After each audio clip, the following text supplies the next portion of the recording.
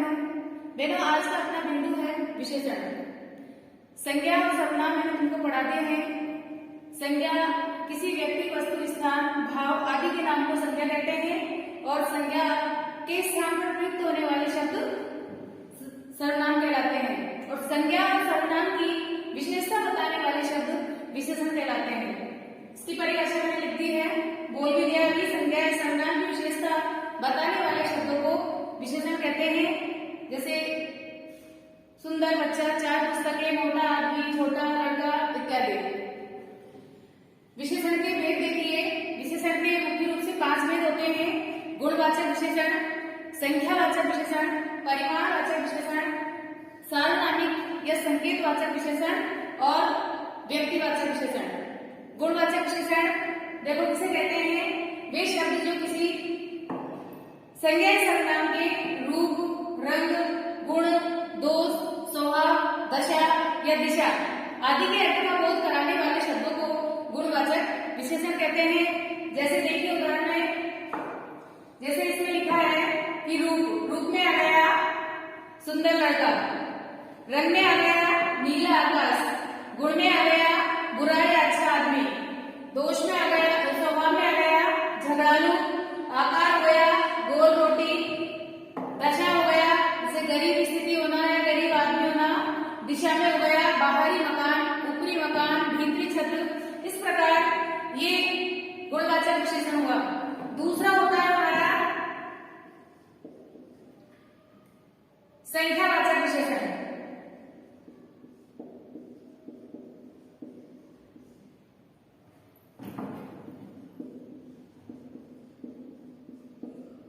संख्यावाचक विशेषण किसे कहते हैं? शब्द से ही पता चल रहा है।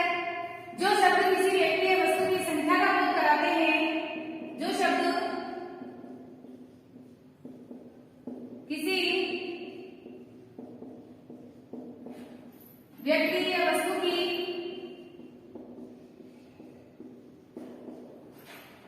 संख्या का बोध कराते हैं,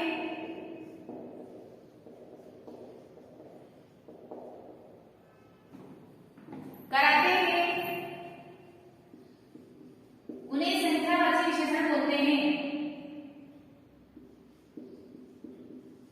उन्हें संख्यावाची विशेषण बोलते हैं।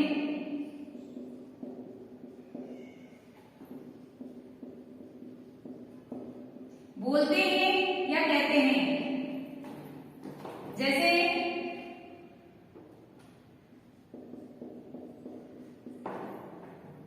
चार पुस्तकें, 2 लड़कियां,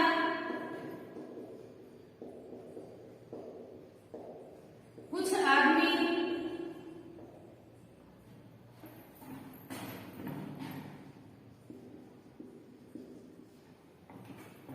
कुछ पेड़ आदि। संख्यावाचक विशेषण के भी 2 भेद होते हैं। निश्चित संख्यावाचक विशेषण, इसके संख्यावाचक विशेषण के 2 उपभेद होते हैं। पहला होता है निश्चित संख्यावाचक विशेषण।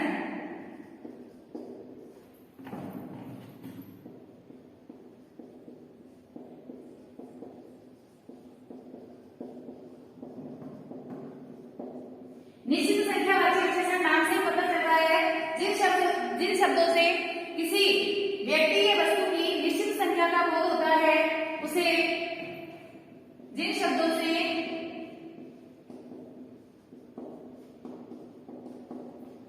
किसी या व्यक्ति या वस्तु की जिन शब्दों से व्यक्ति या वस्तु की निश्चित संख्या का बोध होता हो, संख्या का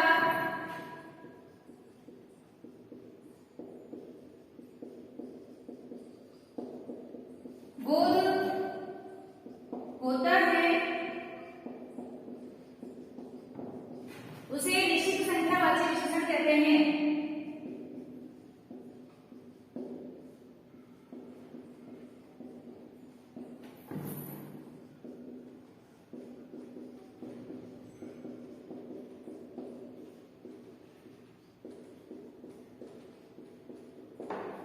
जैसे अभी मैंने उदाहरण में बताया 4 पुस्तकें 2 लड़कियां, ये निश्चित संख्यावाचक विशेषण है, इसमें निश्चित संख्याओं का पता चल रहा है।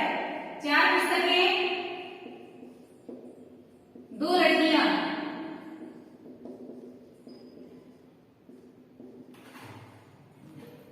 तो इनमें निश्चित संख्या का पता चल रहा है। लड़की कितनी 2, पुस्तकें कितनी 4। दूसरा पॉइंट होता है इसका अनिश्चित संख्यावाचक विशेषण।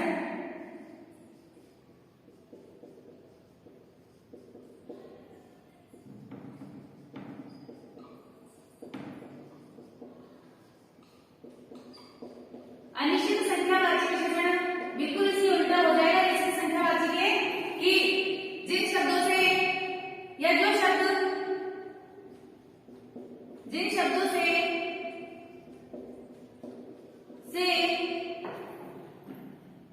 व्यक्ति या वस्तु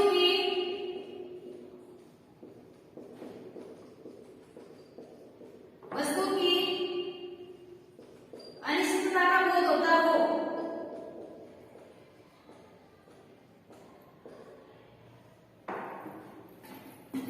का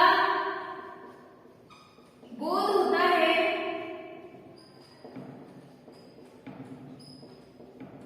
उसे अनिश्चित संख्यावाचक विशेषण कहते हैं।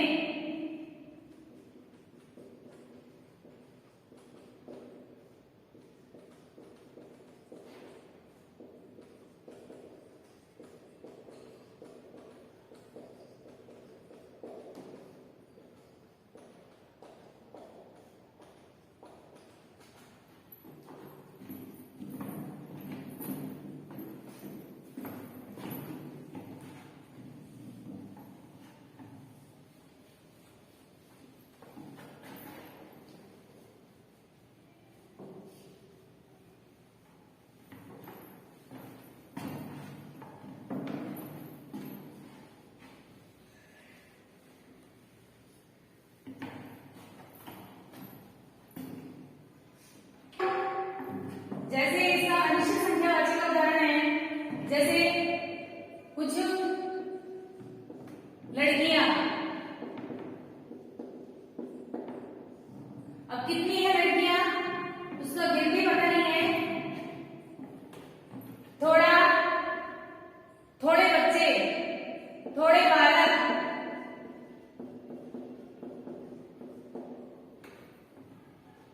या थोड़े कपड़े,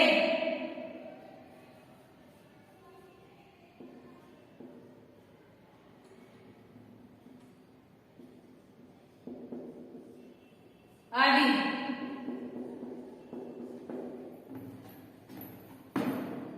पहला होता है गुणवाचक विशेषण, दूसरा होता है संख्यावाचक विशेषण, तीसरा क्रम वैसा भी ले सकते हैं, जरूरी नहीं है कि क्रम में याद रखें। पहले संख्यावाचक भी हो सकता है, परिमाणवाचक भी हो सकता है, तो तीसरा हो गया परिमाणवाचक।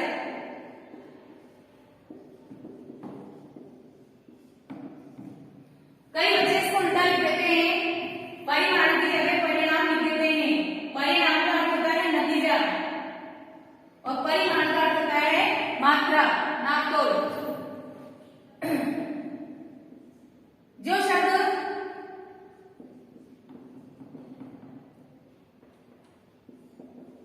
जो शब्द किसी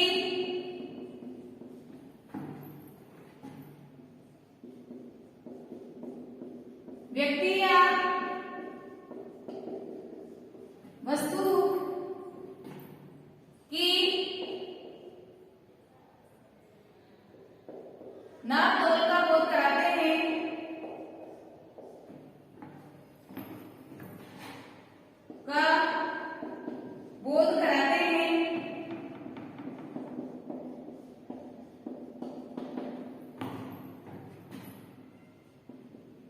उन्हें परिमाणवाचक विशेषण कहते हैं।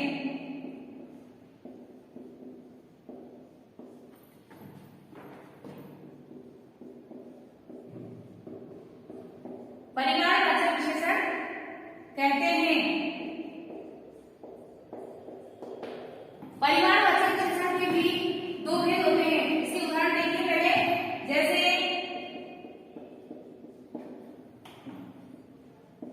2 मीटर कपड़ा 1 लीटर दूध,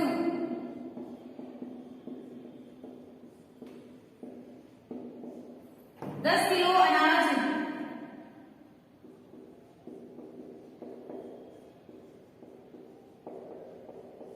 इत्यादि। इसके भी दो उपभेद होते हैं। पहला होता है निश्चित परिमाणवाचक,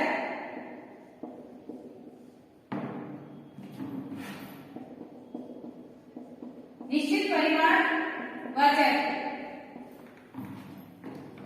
निश्चित परिमाणवाचक में शब्द से ही पता चल रहा है, जैसे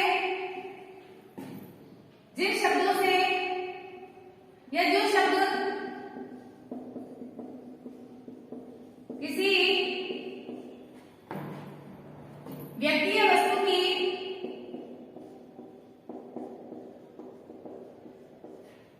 निश्चित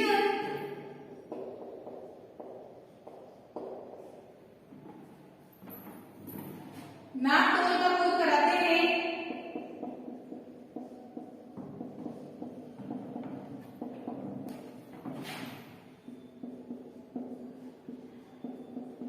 उन्हें निश्चित परिमाणवाचक विशेषण कहते हैं। उन्हें निश्चित परिमाणवाचक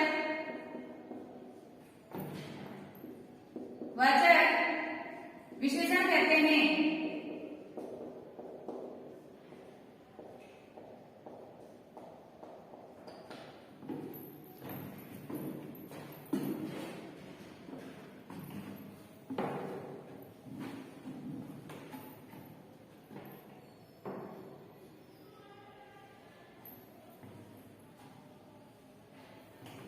सुनो बहनों, इस वीडियो में थोड़ा टेक्निकल प्रॉब्लम हो रही है, तो आप इसको जूम करके देखोगे तो साफ दिखेगा बिल्कुल। तो जो शब्द किसी व्यक्ति वस्तु की निश्चित नाप तोल का उपयोग कराते हैं, उन्हें निश्चित परिमाणवाचक विशेषण कहते हैं। जैसे 1 लीटर दूध,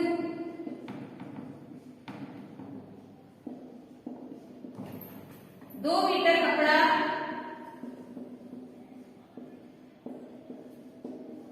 4 किलो सेब, 4 किलो अनार, कुछ भी लिख दो, आदि। इसका दूसरा उपभेद होता है अनिश्चित परिमाणवाचक।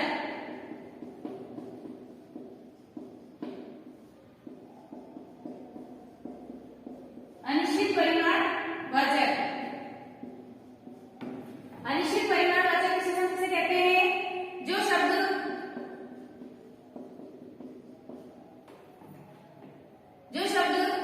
व्यक्ति वस्तु की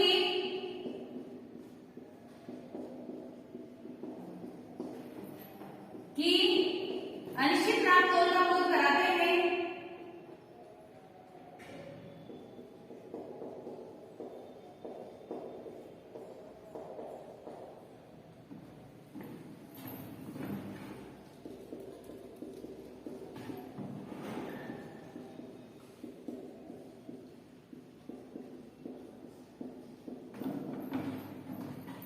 उन्हें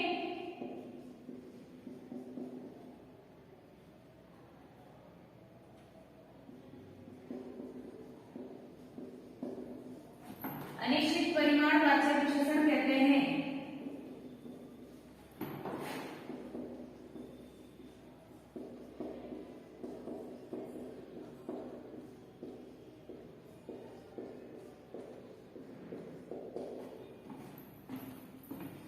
जैसे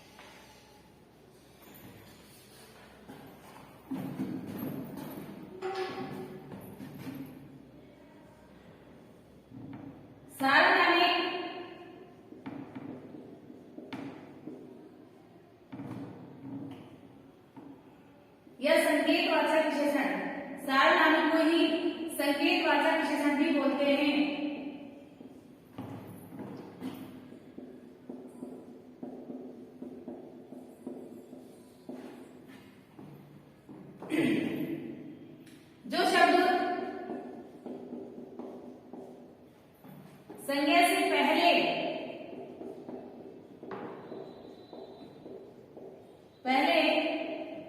प्रयुक्त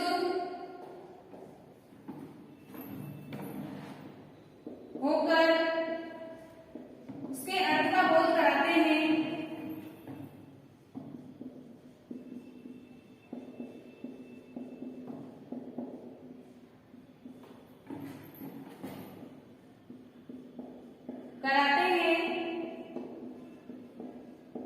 उन्हें सार्वनामिक वाचक विशेषण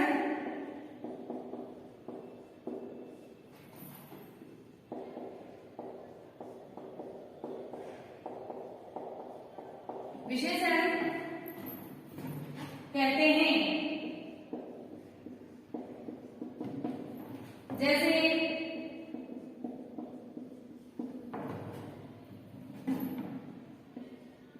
यह घर मेरा है,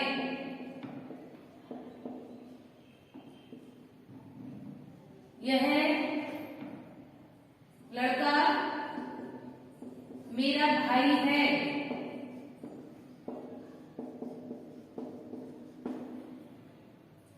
इसमें दूर और पास का जैसे इंग्लिश में करते हैं दिस और दैट का प्रयोग, इसमें पास के लिए यह कर सकते हैं, दूर के लिए वह कर सकते हैं, वह घर मेरा है। तो संज्ञा से पहले प्रयुक्त होने वाले शब्द सार्वनामिक विशेषण कहलाते हैं। सर्वनाम किसे कहते हैं? संज्ञा के स्थान पर प्रयुक्त होते हैं। जो शब्द संज्ञा के स्थान पर प्रयुक्त होते हैं वो सर्वनाम कहलाते हैं, लेकिन संज्ञा से पहले प्रयुक्त होने वाले शब्द सार्वनामिक विशेषण कहलाते हैं। पांचवा उदाहरण हमारा व्यक्तिवाचक विशेषण।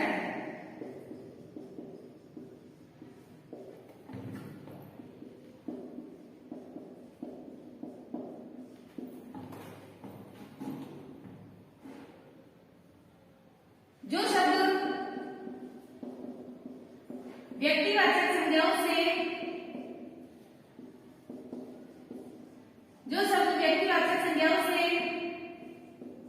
संज्ञा से बनते हैं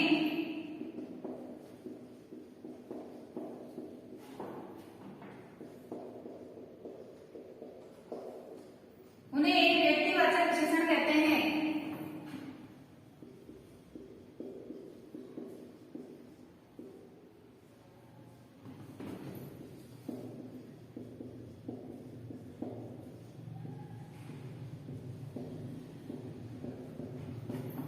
जैसे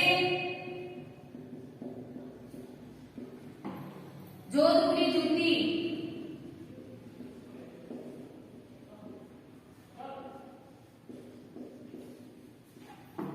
बीकानेरी भुजिया,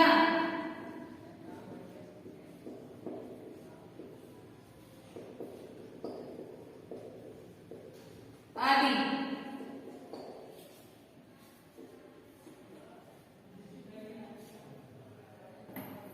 तो ये जोधपुरी जूती, बीकानेरी, तो जोधपुर क्या है? व्यक्तिवाचक संज्ञा है। व्यक्तिवाचक संज्ञा किसे कहते हैं?